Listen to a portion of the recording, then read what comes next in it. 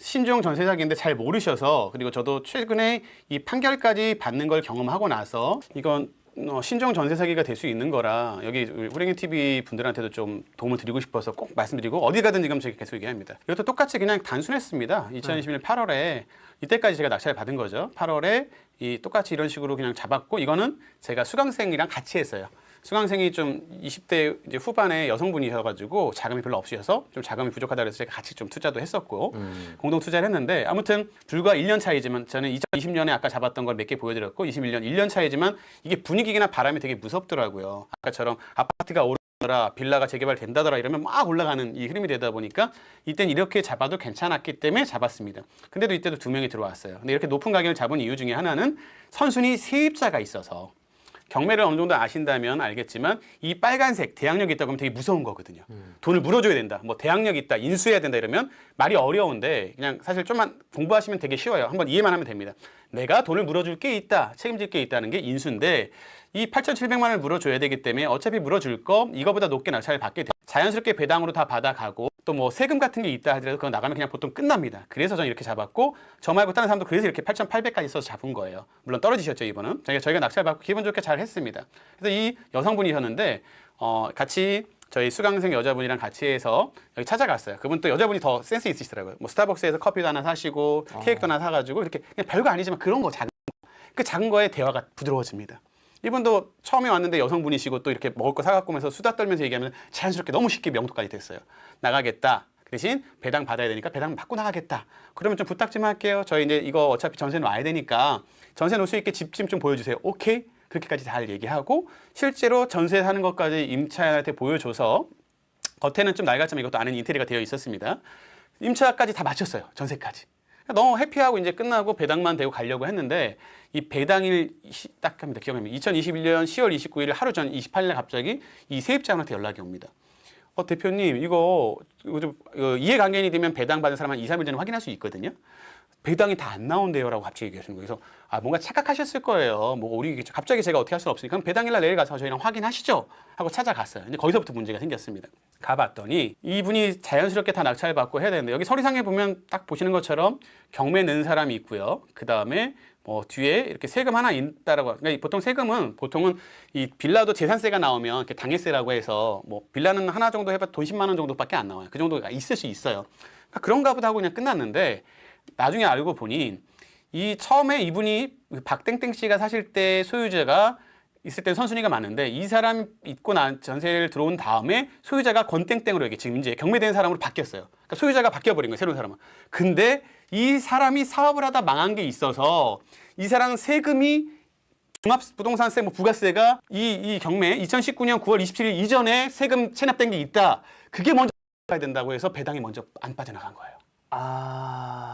설명을 드리자면, 원래는 그냥 이분이 끝난 건데 당해세 정도 제일 먼저 빠져나가는 게 경매를 진행했던 비용, 경매 비용이 제일 먼저 빠져나가고요. 그 다음에 소액임대차나 뭐 근로 임차인인데 근로자가 없으니 소액임대차, 최우선 변제가 먼저 나갑니다. 그 금액이 한 3천 얼마가 되거든요. 그러니까 3천 얼마는 이분이 배당이 됐어요. 근데 그 다음 순서가 선순위니까 당연히 다 받아갈 줄 알았더니 한 5천만 원 가량을 반대로 새로운 소유자의 세금으로 먼저 빠져나가더라. 2029년 조세기 확정기라고 하거든요. 조세했던 확정된 게 2019년 9월 27일보다 빨랐기 때문에 배당 순서가 거기가 먼저 나간다고 5천만 원이 빠져나가 버린 거예요. 5천이요? 네. 뭐 이렇게 많아. 그러니까 세금을 그만큼 체납하신 거죠. 그러니까 결과적으로 그렇게 되다 보니까 이분은 다 못 받게 되니 어떻게 하겠어요? 이제 갑자기 좋았던 게 갑자기 이상해집니다. 나 못 나가겠다고 하는 거죠. 그래서 스타벅스는 이제 잊어버린 거죠. 네, 잊어버리게 되고 오히려 안 좋은 얘기 하셔도 사실 저도 기분 되게 나빴어요. 그래서 사실 저도 또 악용할 수 있다면 좀 그렇지만 방법은 있어요. 사실 이게 그렇게 말하면 안 되지만 할 수 있어요. 뚫는 방법. 네, 있고 하여튼 방법이 있는데 그렇게 하면 안 되니까. 사실 왜냐면 전세 세입자도 이미 맞춰서 그분도 들어오셔야 되죠. 그러네. 이분은 나가셔야 되는데 이분도 결혼하시려고 해서 이미 집도 구해놓고 사실 남편분 할 때 이미 가 있고 집은 다 빠져 있는 상태였어요. 근데 이 5천 원이 작은 돈이 아니잖아요. 이분도 결혼할 때 뭐 써야 되고 뭐 집값에 합치려고 했는데 그걸 많이 못 받는다고 문제가 생기죠. 그래서 여러 가지 문제가 있는데 저는 이게 이해가 되지 않았거든요. 경매라는 거는요. 경매를 할 때 이게 진행이 되려면 이 경매 넣은 여기 회사 그 근저당권자나 이 회사가 넣었을 때 경매가 진행되려면 1원이라도 돈을 받을 수 있는 게 생겨야 경매가 진행되는 게 됩니다. 그게 안 되면 잉여가망, 돈 받을 권한이 없다. 경매 그냥 하는 게 의미가 있는 게 아니잖아요. 돈을 받으려고 하는 거니까. 그래서 경매가 취소돼야 됩니다. 그러니까 지금 말대로 되려면 경매는 취소됐어야 돼요. 이 근저당권자 경매 넣은 사람은 1원 하나 못 받았으니까요. 근데 그렇게도 안 됐어요. 그러네. 잘못된 거죠. 그러니까 쉽게 말하면 진작 취소됐어야 될 게 취소가 안 됐어요. 근데 어쨌든 또 낙찰받고 일주일 안에 만약에 이게 확인이 됐다면 저희가 매각 불허갈 분명히 존재했어요. 그거 하나를 이제 제가 이제 말이 안 된다 해서 이제 이의를 제기해서 나라랑 싸웠어요. 이러면 좀 죄송한데 지금 법무장관 싸웠어요. 말이 안 된다 이거는. 이거 책임이 있다 니네한테 했어요. 했더니 그들이 하는 말이 뭐냐면 자기네들이 실수한 게 있대요. 실수한 거 있지만 공대과실이 아니라 책임지지 않겠답니다. 나라에서. 경과실이라는 거예요? 경매를 아는 분들은 알겠지만 경매가 진행되려면 만약에 배당받을 게 경매 채권자에게 없다면 잉여가망이 없어서 그냥 취소됐어야 되는데도 불구하고 경매는 진행됐어요. 그 얘기는 이 받은 경매 관련된 뭐 개 사람들이든 누구든 제대로 관리 안 체크 안 했다는 얘기가 됩니다. 잘못했잖아요. 근데 중대과실이 아니고 고의적이지 않다고 넘어갔어요. 그리고 또 말씀처럼 아까처럼 매당 때나 돼서 그제서야 알아서 경매 뭐 계장이나 이런 분들도 안타깝다, 죄송하다 이런 일이 안 생겨야 되는데 또 이게 생기네요 이렇게 얘기하고 말았단 말이에요. 아, 그게 끝이에요? 끝이에요 그게. 뭐 후속 조치가 네, 있어요? 아무것도 없어요.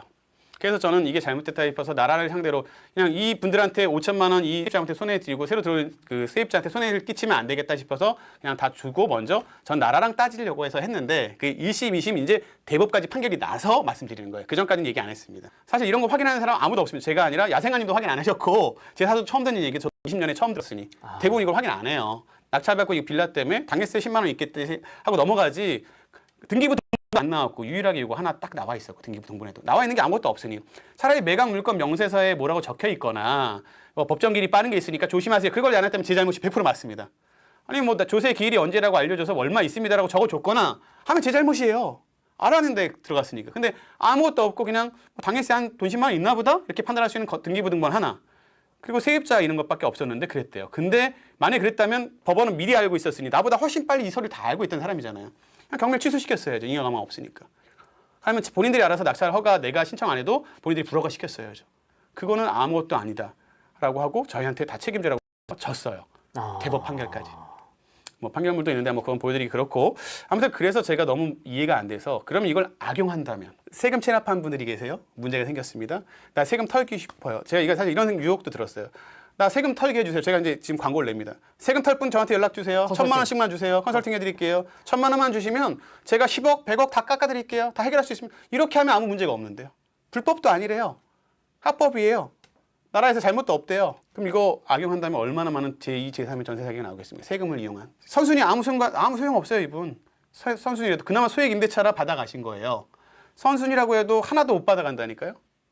그럼 이런 일이 또 안 생길까요? 근데 그렇게 살면 안 되니까 안 하는 것뿐이고 오히려 이렇게 알려드려서 하지 마시라고 알려드리는 겁니다. 그래서 이게 전체 많은 분들이 알아서 또 당할 수 있으니까 뭐 신탁 사기도 있고 많은데 아무튼 이건 정말 최근에 제가 판결까지 받았기 때문에 대법 판결까지 난 우리나라는 법이라는 게 진실과 상관없고 뭐 꼭 공정하지만 않고 그렇구나. 최소한 운전면허처럼 7대3, 8대2, 9대1이라고 해도 제가 조금 인정해 줄 수 있을 것 같아요. 그래 나도 잘못이 없다고 할 수 없겠지. 기간에 못했으니까. 근데 아시겠지만 매각 허가가 하는 일주일 안이라는 시간이 제가 낙찰 받는 날이 화요일이에요. 그러면 화요일 날은 사실 경매가 가서 다시 이걸 확인하기 힘듭니다. 경매가 진행할 때는. 그러면 수, 목, 금 중에 확인하거나 다음 주 주말은 또 안 돼요. 월요일까지 제가 확인할 수 있는 날짜는 4일밖에 없었어요. 근데 보통 이 안에 확인하는 경우가 저도 손에 꼽혀요. 안 해요. 왜냐면 특별한 물건 아니고 조사할 이유도 없고 열람하는 경우가 별로 없어요. 열람에서도 세금을 찾아보지 않았다면 놓칠 수도 있었겠죠. 저는 이제 세입자 때문에 연락할 수 있지만 세입자가 있으니까 연락할 필요도 없었고 만약에 세입자가 연락이 안 되는 사람이라면 가서 봤을 수도 있을 거예요. 근데 이거를 이제는 앞으로 이런 일이 생길 수 있으니까 무조건 볼 수밖에 없는 하나의 일이 더 생겨버린 거고 그렇게 돼도 사실은 이게 돼도 결국은 일주일 안에 혹시라도 날짜 놓쳐서 실수하면 내 보증금을 다 날릴 수 있다는 게 돼버리는 거죠. 굉장히 좀 무섭고 심각한 얘기. 이건 되게 5천만 원 되게 큰 돈이잖아요. 그래서 지금 너무 중요한 얘기라 사실은 저는 어디든 지금 계속 하는 데마다 이건 죄송 알려드리려고 지금 하고 있습니다. 너무 심각해요. 네, 너무 심각하기 때문에. 그럼 선순위가 있는데 네. 만약에 그 세금 압류가 있으면 네. 무조건 패스가 답일까요? 그건 아니죠. 그러니까 이제 열람을 할 수 있으면 좋은데 사실 법적으로 지금 상황으로 열람이 되는 게 없고 공시하는 게 없어요. 공매 같은 경우는 세금 때문에 공매가 진행되니까 보통은 표시가 되니까 상관없는데 그렇게 아니에요. 그러니까 패스하시라는 얘기는 아니죠. 제가 하고 싶은 얘기는 선순위 세입자가 있는데 안타까운 건 등기부 등본에도 안 나올 수 있어요. 그럼 낙찰 받으시면 이제는 예전에 안 했던 작업을 하나 더 하셔야 된다는 거죠. 낙찰 받고 무조건 법원에 가서 조세 다 열람 보통 법원에 가셔서 이제 열람을 할 수 있습니다. 낙찰자가 되면 이해 관계인이 된다고 합니다. 그 전까지는 그냥 이 건물과 아무 상관없는 사람이었지만 낙찰자가 됨으로 이해 관계인이 돼서 그 서류를 모두 열람할 수 있어요. 그럼 낙찰 받자마자 다음 날 무조건 바쁘시더라도 한 번 더 일을 하셔야 돼요. 번거롭지만 법원에 가셔서 해당 계에 가서 서류를 열람할 수 있어서 다 보시면 다른 것도 그냥 공부하신다 생각하시고 이렇게 움직여지는구나. 경매 공부한다 생각하세요. 이렇게 경매 감정가가 잡고 이렇게 뭐가 되고 하는구나도 보시고 이 사람의 인적사항 또는 이제 세입자 연락처도 다 볼 수 있어요. 만약에 연락이 안 될 수도 있으니까 그런 거 다 메모해 오시고 거기에 세금 올라가 있는 게 있다면 그게 선순위 세입자보다 빠르다면 입찰하면 안 되는 건데, 그러니까 불허가 신청해야 되는 거죠. 근데 그럼 이게 있으니까 불허가 신청해도 가능한 거가 되는 거죠. 선순위 세입자가 없다면 그냥 아무 문제 없네 하고 안심하고 오시면 되고, 선순위 세입자인데 채권이 있어. 근데 세금이 이 선순위보다 늦으면 보통은 이게 밀리기 때문에 세금이 무조건 받아가는 건 아닙니다. 당일세 빼고. 당일세라고는 이제 검색하시면 알아요. 쉬우니까. 재산세가 대부분이고 그거 말고는 없어요. 그리고 빌라는 아까처럼 10만 원밖에 안 되니까 신경 쓸 필요가 원래는 없는 건데 이제는 낙찰 받으시면 다음 날 가셔서 혹시 조세 채권이 세금이 있는지 그 세금이 선순위 세입자보다 빠른지 안 빠른지를 무조건 확인하셔야 되는 거죠. 그리고 안 빠르다면 곧바로 경매계에다가 불허가 신청을 하셔야 됩니다. 그래야 보증금은 돌려받으니까 번거롭지만 내 돈 지켜야 되잖아요. 서로 문제 생기면 안 되잖아요. 그래서 경매가 불허가가 되고 그래야 아예 취소가 돼야 맞는 거죠. 사실 취소가 되고 경매가 되지 말았어야 될 거를 경매를 시켜놓고 고의가 아니다, 중대가실이 아니다, 책임지지 않는다, 네 책임이다, 일주일 볼 수 있었잖아? 저도 책임 없다고는 얘기 안 한다니까요. 그렇지만 그거보다 니네가 먼저 알았잖아, 나라가 먼저 알았잖아. 니네 이것만 하는 사람들이라며 그럼 서류 보고 이걸 진행하지 말았어야지. 처음부터 뺐어야지. 진행 자체가 안 되는 걸 진행시켰으면서. 그거는 중대가 아니라 고의가 아니다? 전 그건 이해를 못 하겠습니다.